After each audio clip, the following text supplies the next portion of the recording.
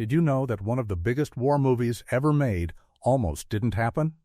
The movie Midway came out in 1976, and it told the story of one of the most important battles in World War II. But here's the crazy part. The filmmakers did something wild to make it feel real. They used actual war footage mixed with new scenes. They had real explosions, real ships, real danger on set. This wasn't just a movie. It was like watching history come alive on the big screen. Today, we're going to uncover 20 amazing secrets about how they made this incredible film. Some of these stories will shock you, some will make you laugh, and some will show you just how brave the people behind the camera really were. Let's dive in and discover 20 weird and amazing facts about Midway. Fact number 20. The director wanted real war footage so badly he nearly lost his mind. Jack Smite was the director, and he had a dream. He wanted Midway to feel like you were actually there, watching the battle happen right in front of your eyes. But here's the thing, he didn't just want to film actors pretending to fight, he wanted real military footage from the actual battle.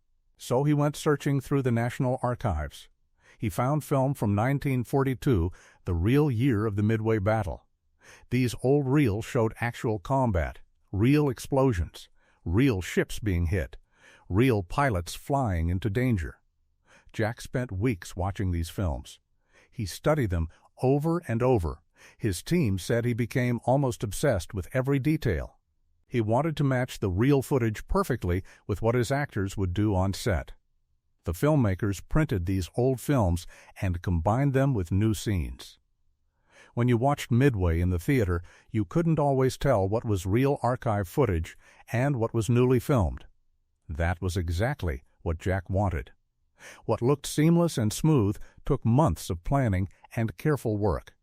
Fact number 19. Charlton Heston almost turned down his role. Charlton Heston was one of the biggest movie stars in the world. He played Captain Wade McCluskey in Midway. But get this, he almost said no to the whole thing. Heston was worried about something specific. He thought the script wasn't strong enough. He didn't want to be in a movie that was just explosions and action with no real heart or real characters. The producers had to convince him that this story mattered. They told him about Captain McCluskey's real life. They explained how his decisions in the battle saved the American Navy. They showed him how important this moment was in history. Once Heston understood the true story behind the character, he said yes. He threw himself into the role. He studied real military records. He interviewed people who were actually at Midway. What could have been just a paycheck became a mission for Heston. He wanted to honor the real heroes who lived through that terrible day. Fact number 18. The movie cost more money than most Hollywood productions at that time. Making Midway wasn't cheap. Not even close. The budget was around $40 million. In 1976, that was an enormous amount of money. To give you an idea, most action movies cost maybe $10 or $15 million back then. But this film needed ships. It needed planes. It needed special effects that had never been done before. The producers went all in. They rented actual Navy vessels. They hired hundreds of extras to play soldiers and sailors. They built massive sets. They created model ships that were destroyed over and over for different scenes. Every explosion on screen cost thousands of dollars. Every stunt cost thousands more. The studio executives were nervous. They kept asking, will people actually want to watch this? But the producers believed in the project so much that they kept spending. It looked risky, but it showed how serious everyone was about making something real and meaningful. Fact number 17. Some scenes were filmed on real Navy ships during active military training. This is where it gets wild. The filmmakers didn't just use old ships for decoration. They actually filmed on real Navy vessels while the Navy was conducting real training exercises. Imagine being an actor on a real warship, surrounded by real sailors doing real military work. The actors had to follow Navy rules. They had to wear proper uniforms. They had to stay out of the way of actual military operations. Sometimes the Navy would suddenly tell them to clear an area because they needed to test real weapon systems. The actors never knew when they'd have to stop and move. It was uncomfortable. It was chaotic. But it made the movie feel absolutely authentic. When Charlton Heston stood on the bridge of a real Navy ship, he wasn't pretending. He could feel the deck moving under his feet. He could hear the real Navy communication systems. He could smell the salt water and diesel fuel. That's something no actor can fake on a studio set. What felt like a normal day of filming was actually incredibly complex and dangerous. Fact number 16. The actors trained like real military officers for months before shooting. Before a single scene was filmed, the cast went through intense military training. They learned how to walk like sailors. They learned Navy commands and procedures. They learned how real officers behaved in combat situations. Some actors trained for 3 months or more. They worked with actual Navy instructors who had been in battles. The instructors would yell at them just like in real military training. They'd make them do things over and over until they got it right. The actors got tired. They got frustrated. Some of them questioned why they had to work so hard just to play a role. But then, something changed. As they trained more and more, they began to understand the Navy. They understood the discipline. They understood the respect and fear and courage that came with military life. When they finally showed up on set, they weren't just actors anymore. They were transformed. They moved like soldiers. They talked like soldiers. They understood what their characters had experienced. The training wasn't just for the movie. It was to honor the real people who lived through the actual battle. Fact number 15. A real Pearl Harbor survivor worked on the film as a technical advisor. One man named Commander John Ford was hired as a technical advisor. But Ford wasn't just any military expert. He was a real survivor of Pearl Harbor.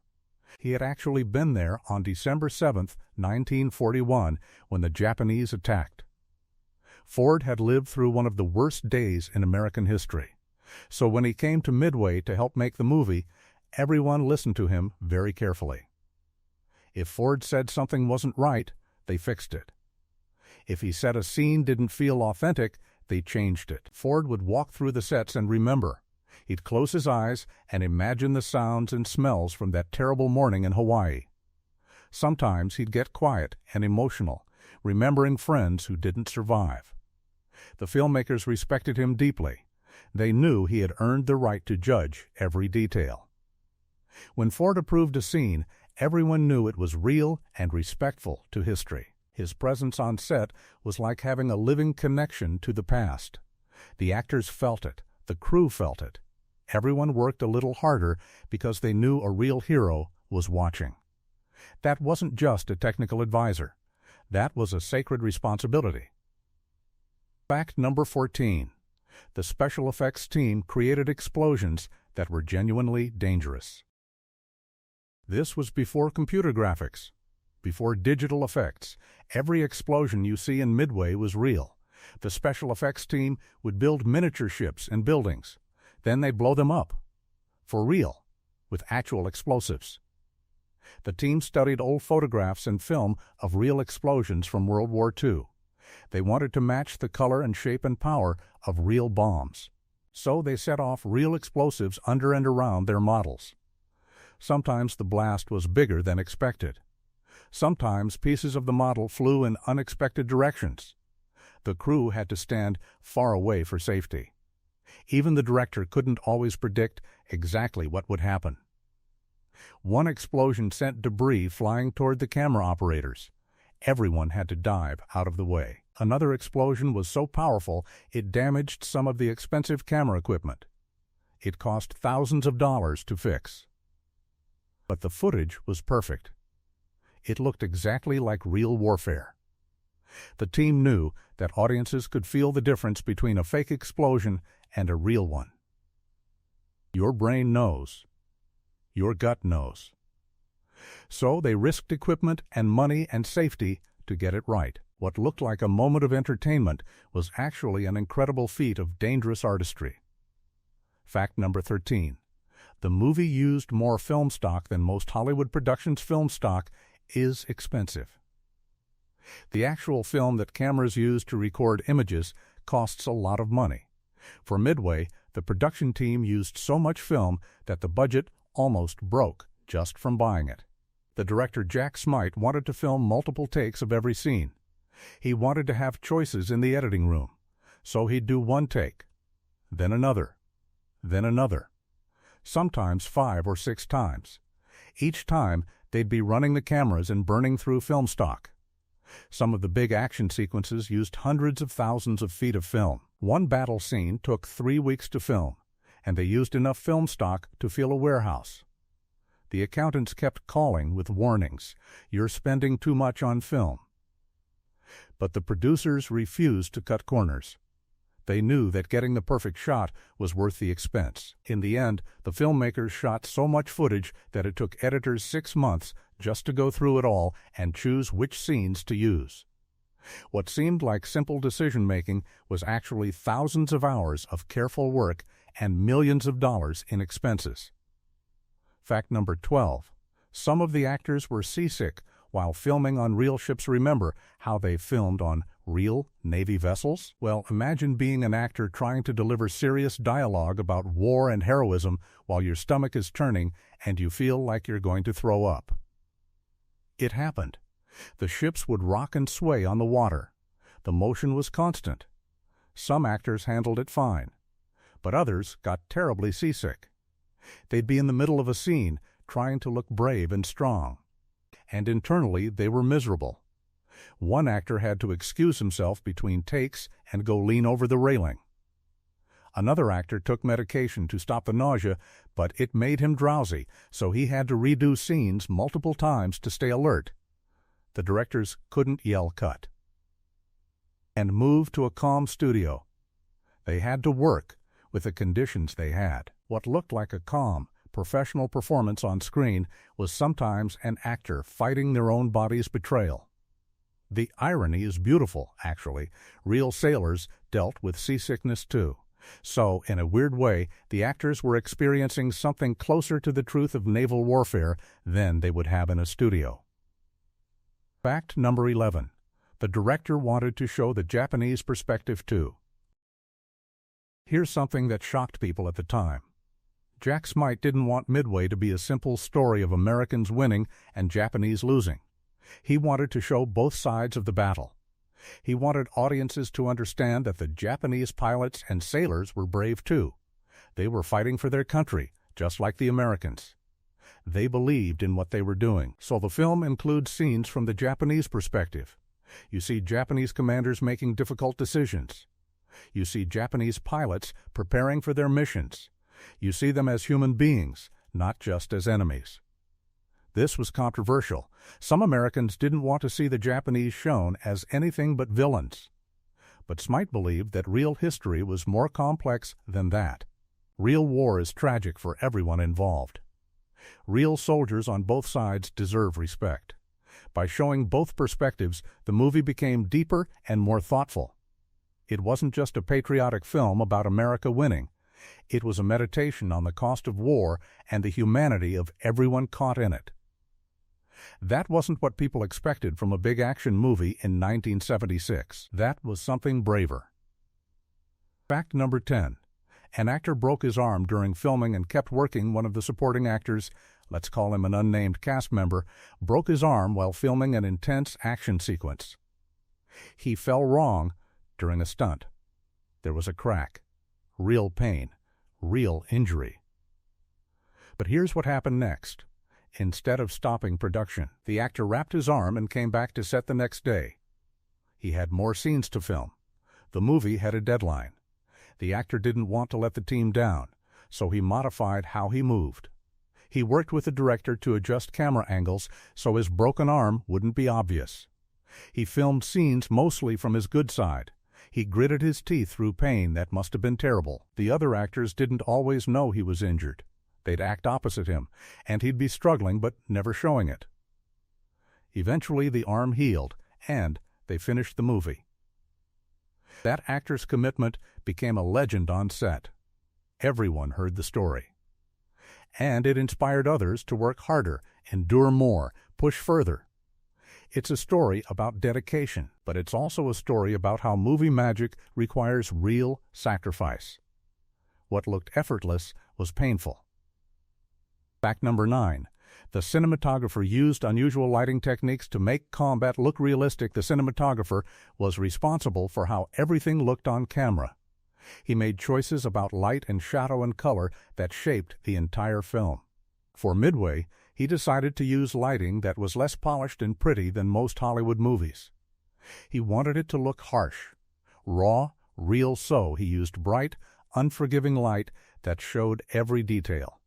He used shadows that made scenes feel tense and scary. He sometimes underlit scenes so they felt dark and dangerous, like actual combat. This approach was unusual for big-budget films. Most Hollywood movies were brightly lit and beautiful, but those look fake when you're supposed to be watching a brutal battle. The cinematographer's choices made the movie feel grittier and more authentic. Audiences felt the difference. They couldn't quite explain it, but they knew something was different. They knew they were watching something that felt closer to real experience than typical Hollywood entertainment. The cinematographer made artistic choices that most people never consciously noticed, but everyone felt. That's the power of someone who truly understands their craft. Fact number 8. The Navy's permission to film could have been taken away at any moment. The filmmakers needed permission from the U.S. Navy to use their ships and personnel, but that permission could be revoked. If the Navy decided the film was showing them badly, they could kick the entire production off their vessels. So, every single day, the filmmakers had to be careful. They had to be respectful. They couldn't show the Navy in a negative light. This created an interesting tension. The filmmakers wanted to show the chaos and confusion of real battle. But they had to do it without making the Navy look bad. They had to show mistakes and difficult decisions without suggesting the Navy was incompetent. It was a careful balance. One wrong scene could have meant the Navy said, "You're done. Get off our ships." Everyone on set knew it. They worked extra carefully. They consulted with Navy advisors on every major scene.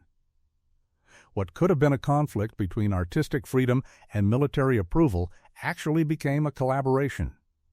The Navy wanted the film to succeed too. They wanted their heroes honored. So rather than fighting, they worked together. That's a story about compromise and respect and understanding that everyone wanted the same thing, to tell a true story about real heroism. Fact number 7. Montage scenes were created by mixing real archive footage with new footage. In several parts of the movie, you see quick flashes of images, explosions, planes diving, ships sinking. These montage sequences were created by taking real archive footage from 1942 and mixing it with newly filmed scenes. The editors would cut between old film and new film so quickly that audiences couldn't tell the difference. Real and fake blended together seamlessly. This technique was revolutionary at the time. Modern audiences are used to special effects that look like real footage. But in 1976, this blending of actual historical film with new recreations was innovative. It created a unique experience. You felt like you were watching the real battle, but you were also watching a modern interpretation. The old film brought authenticity. The new film brought cinematic storytelling. Together they created something that felt more real than reality. The editing team had to be incredibly skilled. One bad cut, one visible jump in quality or style, and the magic would break. But they didn't break it. What looked natural and flowing was actually a complex puzzle of different film stocks, different film speeds, and different techniques combined with incredible precision. Fact number 6. The production team had to create multiple versions for different theaters. This might sound strange, but Midway was originally filmed and presented in different formats. It was made in Sensurround, which was an early surround sound technology. Some theaters had special Sensurround equipment that could shake your entire body with low-frequency sounds during explosions.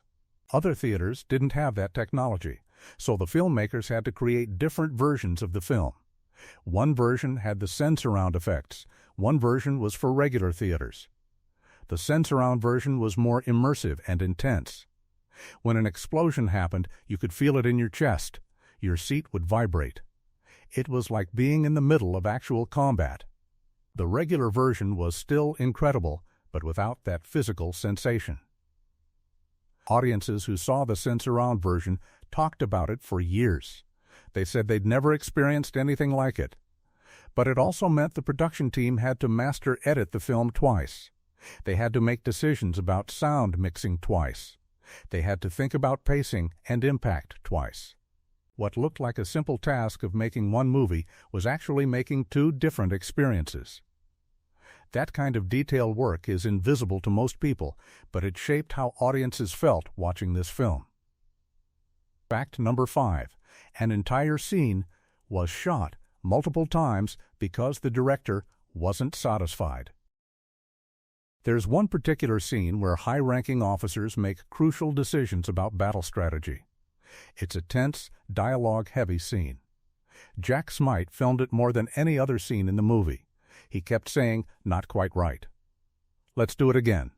The actors would run through the scene. The cameras would roll.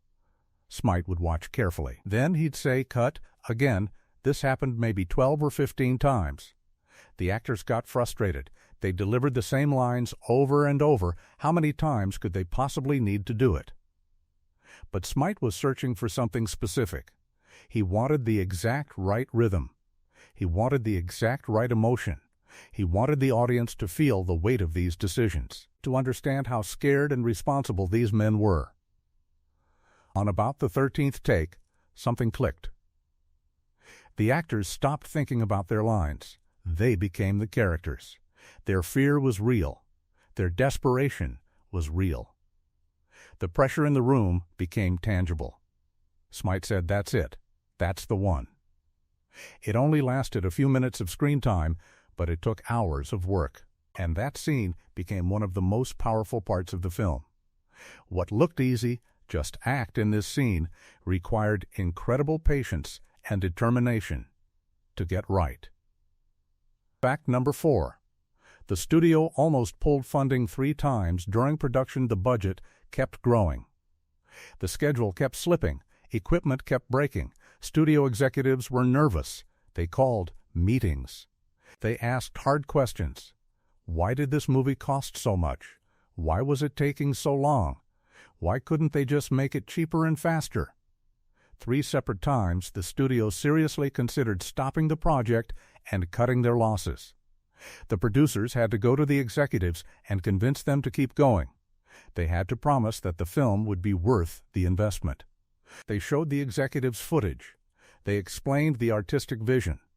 They talked about how important it was to do this story justice. The studio executives, nervous and worried, kept saying yes. Keep going. Keep spending. The trust was remarkable. If the movie had failed, it would have cost the studio $40 million and years of wasted effort. But the producers believed in the project so much that they sold their vision convincingly. In the end, the faith was rewarded. The movie was released. It was successful. But if any one of those 3 meetings had gone differently, Midway might never have existed. Fact number 3.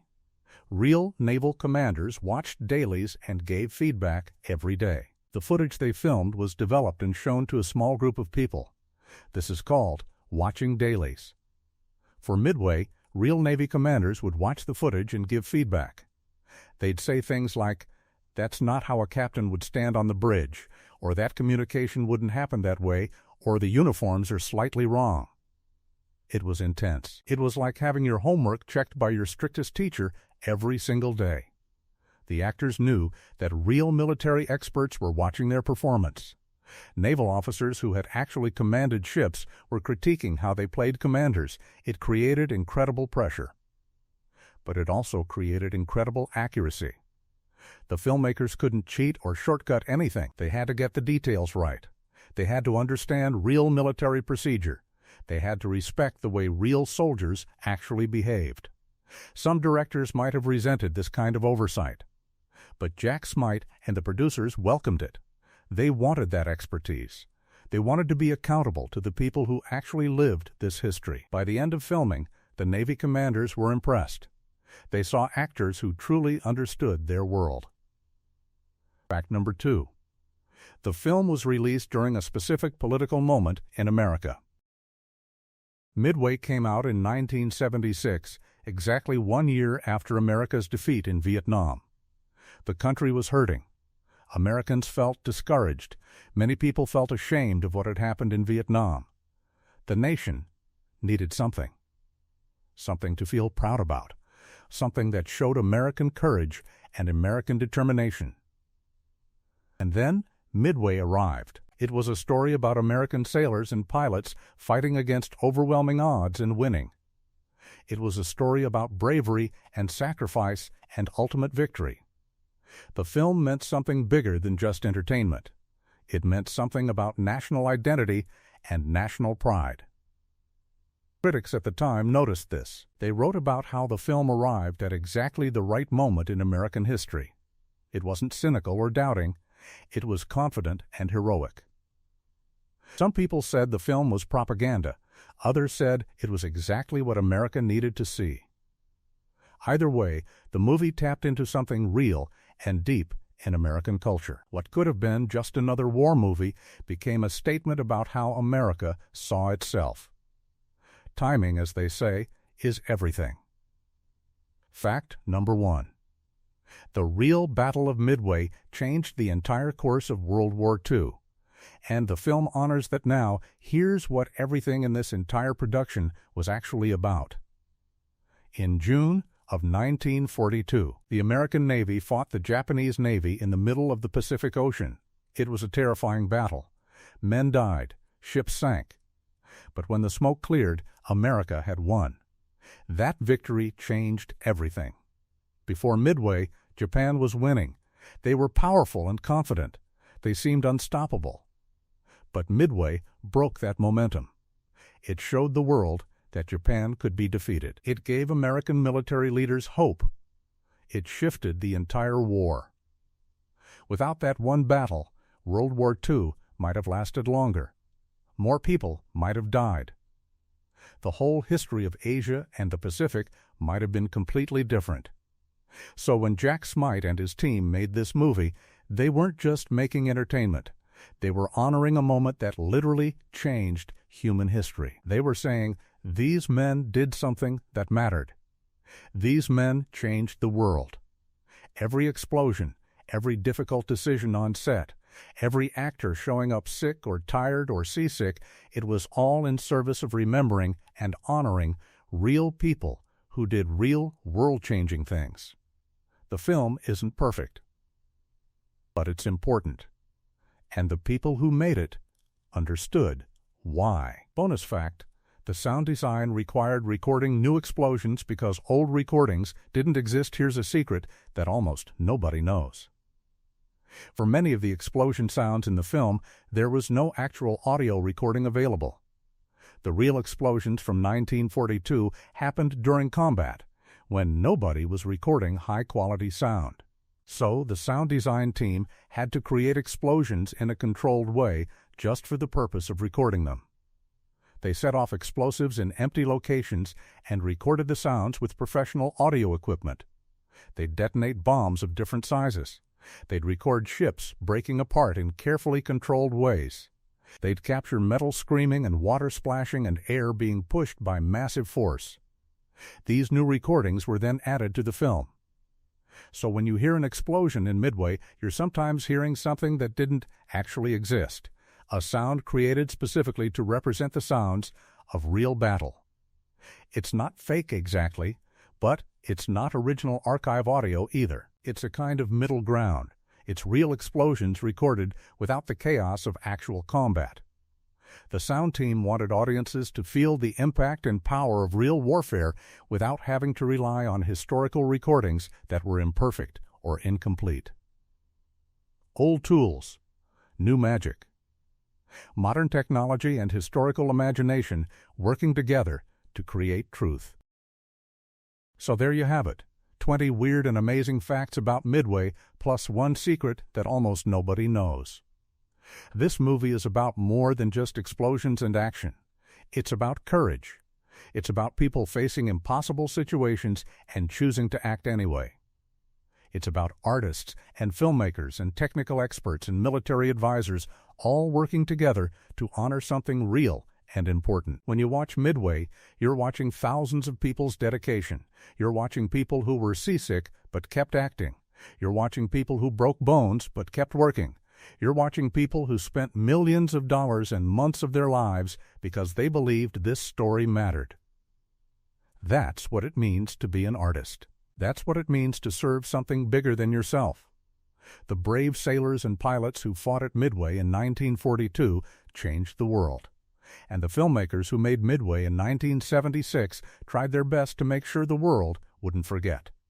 Every movie hides stories like this. Every great film requires people making sacrifices. Every scene you watch on screen represents choices, struggles, and dedication that you never see. If you enjoyed learning about these facts, I hope you'll subscribe. I hope you'll come back. Because there are so many more movies with incredible stories waiting to be uncovered. Every movie hides a truth. And we'll keep finding them, one story at a time. Thank you for watching. Thank you for caring about the stories behind the stories.